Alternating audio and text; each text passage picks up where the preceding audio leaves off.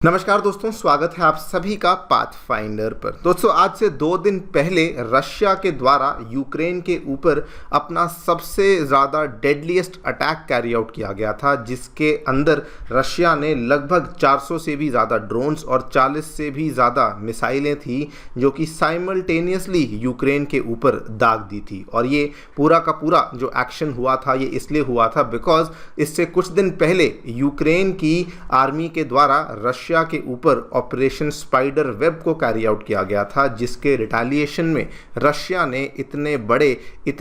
बड़े लेवल के अटैक को बेसिकली यूक्रेन के ऊपर किया था। लेकिन अब नई रिपोर्ट्स दोस्तों सामने आ रही हैं फ्रॉम द यूएस इंटेलिजेंस, जिसके अकॉर्डिंग बताया जा रहा है कि ये असल में जो रशिया ने यूक्रेन के ऊपर अटैक किया था ये केवल एक ट्रेलर था एंड अभी इससे भी बड़ा और इससे भी ज़्यादा खतरनाक अटैक है जो कि रशिया यूक्रेन के ऊपर करने वाला है। आप लोग यहाँ पे देख सकते हैं ये रिपोर्ट्स दोस्तों कल रात को ही सामने आई हैं। यूएस की इंटेलिजेंस बिलीव्स कि रशिया का जो रिस्पॉन्स हुआ था to Ukraine it is not yet over and ये मान रहे हैं कि रशिया अभी एक मल्टी प्रॉन्ग्ड लेवल का अटैक है जो कि यूक्रेन के ऊपर कैरी आउट करने वाला है। इनफैक्ट ये रिपोर्ट के बारे में तो मैं डिटेल में चर्चा करूंगा क्या क्या बातें यहाँ पर कही गई हैं, लेकिन अमेरिका के राष्ट्रपति डोनाल्ड ट्रंप इन्होंने खुद आकर के इस चीज़ को यहाँ पर माना है कि अभी रशिया का अटैक कंप्लीट नहीं हुआ है,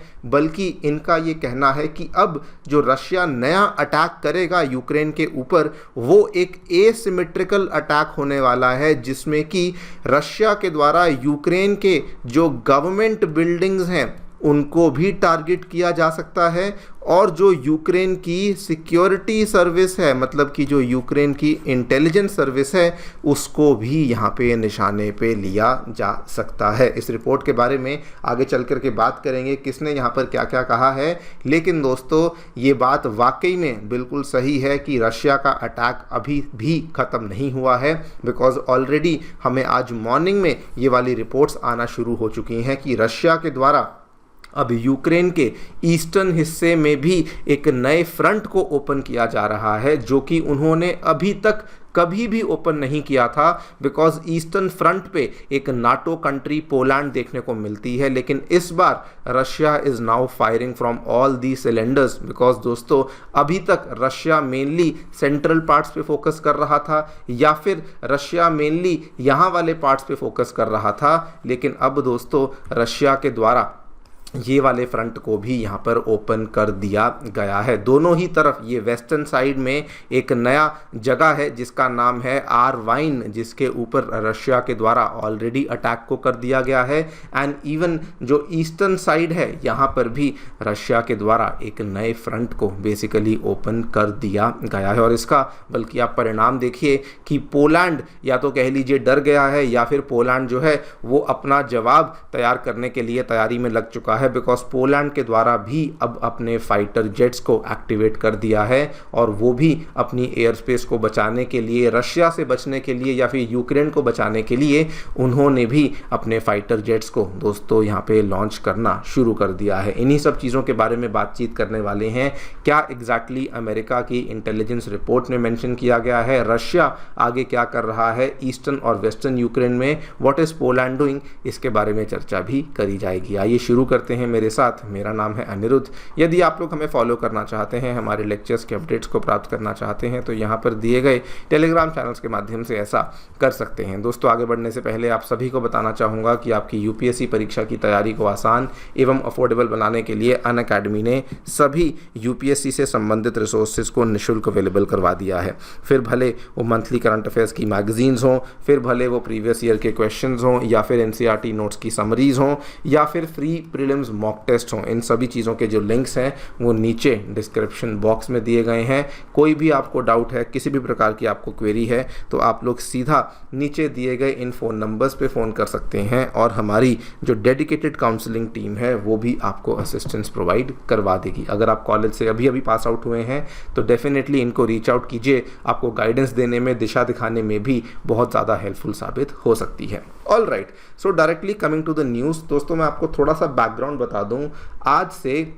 एग्जैक्टली 2 दिन पहले रशिया ने जब यूक्रेन के ऑपरेशन स्पाइडर वेब का जवाब दिया था, तो रशिया के द्वारा एक ही झटके में 400 से भी ज़्यादा ड्रोन्स और 40 से भी ज़्यादा मिसाइलों का इस्तेमाल किया गया था, जिसमें कि उन्होंने यूक्रेन के बड़े बड़े शहर, इवन बहुत ज़्यादा आबादी वाले शहर भी थे, उनको भी निशाने पे ले लिया था। अगर मैं स्पेसिफिकली बात करूं, इन अ सिटी कॉल्ड एज खरकिव बताया गया कि वहाँ पर जो हमला हुआ था वो शायद इस पूरे हमले में सबसे ज़्यादा खतरनाक, सबसे ज़्यादा भयंकर हमला हमें उसी एरिया में देखने को मिला था। लेकिन उस हमले के बाद भी अमेरिका की एक इंटेलिजेंस रिपोर्ट दोस्तों सामने आई है, जिसने ये बताया है कि असल में रशिया का जो अटैक ओवर यूक्रेन है वो अभी भी ख़त्म नहीं हुआ है, and it is likely to be a significant multi pronged strike, जो कि अभी भी रशिया के द्वारा यूक्रेन के ऊपर करी जाने वाली है। यहाँ पर अलग अलग अमेरिका के ऑफिशियल्स ने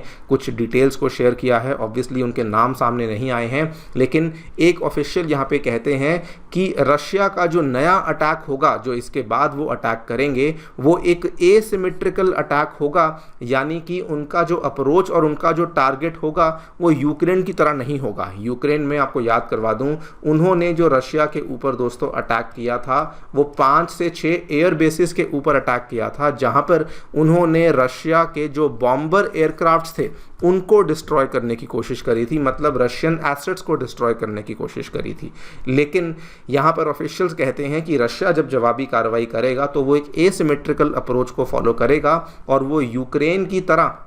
वैसे अप्रोच और वैसे टारगेटिंग को फॉलो नहीं करेगा, बल्कि एक यहाँ पर और वेस्टर्न डिप्लोमेटिक सोर्स है, उसका ये कहना है कि इस बार जब रशिया यूक्रेन पे हमला करेगा तो वो गवर्नमेंट बिल्डिंग्स के ऊपर हमला करेगा। इनफैक्ट एक ऑफिशियल का तो यहाँ पर ये कहना है कि मेनली जो रशिया के टारगेट पे होगा वो यूक्रेन की सीक्रेट सर्विस होगी, जिसको SBU कहा जाता है, that is the secret service, security service of Ukraine. उसको बेसिकली हमले पे लाया जाएगा, बिकॉज रशिया का ये मानना है कि जो ऑपरेशन स्पाइडर वेब हुआ था वो असल में सिक्योरिटी सर्विस ऑफ यूक्रेन ने ही कैरी आउट करवाया था, एंड इसीलिए हम उनके ऊपर ये हमला करेंगे, इसीलिए मेक श्योर करेंगे कि उनके जो हेडक्वार्टर्स हैं, उनके जो रीजनल ऑफिसेज बने हुए हैं, एडमिनिस्ट्रेशनल बिल्डिंग्स बनी हुई हैं, उनको जैसे तैसे करके यहाँ पर बेसिकली डिस्ट्रॉय किया जा सके। एंड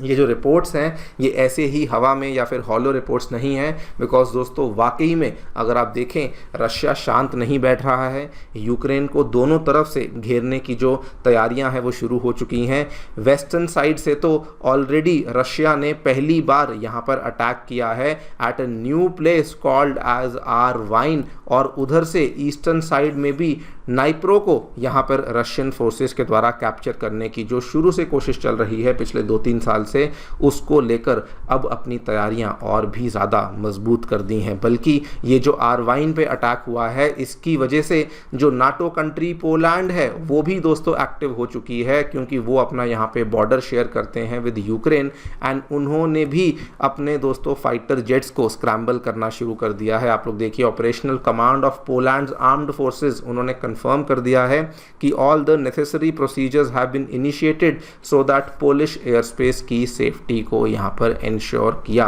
जा सके। नाउ इसके क्या मायने हैं? इसके 2 मायने हो सकते हैं, या तो वो डर चुके हैं, पैनिक में हैं, या फिर वो यूक्रेन को बचाने के लिए ये सब कर रहे हैं, या फिर वो रशिया के साथ डायरेक्टली लड़ाई करने के लिए ये सब कर रहे हैं। लेकिन हाँ, फैक्ट ऑफ द मैटर ये है कि उनके द्वारा भी फाइटर जेट्स को अब दोस्तों हवा में उड़ा दिया गया है। वैसे